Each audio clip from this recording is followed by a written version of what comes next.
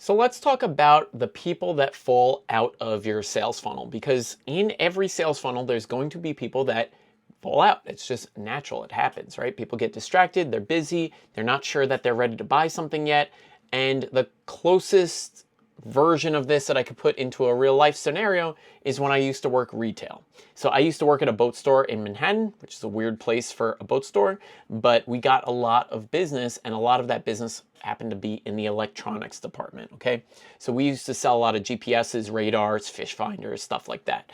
And when people would come in, a lot of times they would say, hey, I saw something on your website, or I got an email from you guys, or I saw an ad for something, and they needed something, right? So there's a beginning to the sales process, and this is the beginning to their sales process, right? So they had to make a trip to our store, and then they had to shop around, talk to us, look at the available options, right?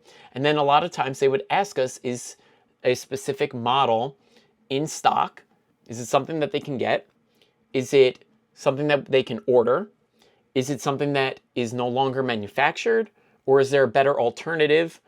And they had to decide in each one of those iterations what it was that they wanted to do, right? Because a lot of times people would either buy something else, they would just buy the unit right then and there, they'd have to order it and come back, or we couldn't get it and they would just walk out empty-handed, right? So really it comes down to buy or not buy.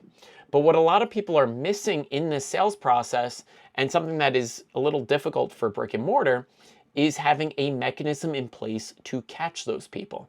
Because when you have somebody going into a store, it's a little different, right? You might not necessarily be capturing their email, their phone number. People don't really want to give that stuff away unless they have to, and they know that you're just going to try to market to them. But what's so beautiful about the Meta ad system and Google ads and YouTube ads and whatnot is that it's capturing data passively. So you don't have to give up your email. You don't have to give up your phone number for them to be able to learn about you. So obviously that's a double-edged sword because of privacy reasons, but when it comes to being the advertiser, it's a real win because we're able to get back in front of those people. So what I usually do is I try to explain to people that when you have a buying process, let's just say that these red squares here are our initial ads, we want to ensure that our buying process is broken up as efficiently as possible, right? Each one of these is a step in our sales funnel, and each one of these is integral to getting the sale, right? Because we have to be very descriptive and we have to be very clear what it is that we're offering people and what the natural next step would be.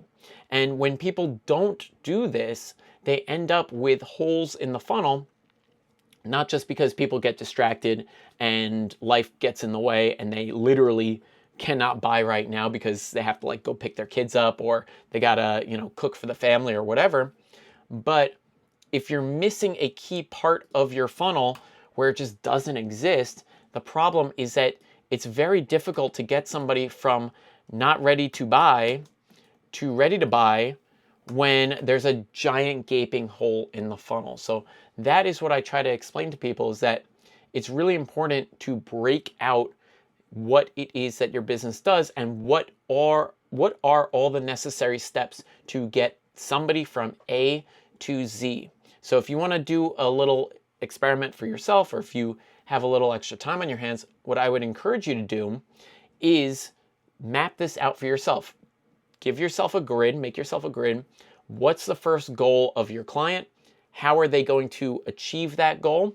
What's the mechanism that you'll use to get them to that achievement? And how do they know that they've actually achieved it at the end there?